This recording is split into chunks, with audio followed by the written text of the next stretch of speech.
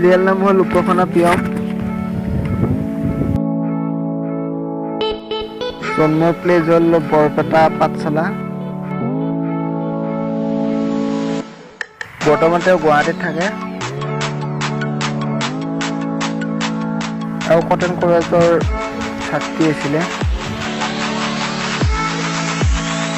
তেওঁৰ মাকৰ নাম হ'ল গীতাঞ্জলি শৰ্মা। তেওঁ একচুৱেলি এক্টিং কৰিয়ে ভাল পায়।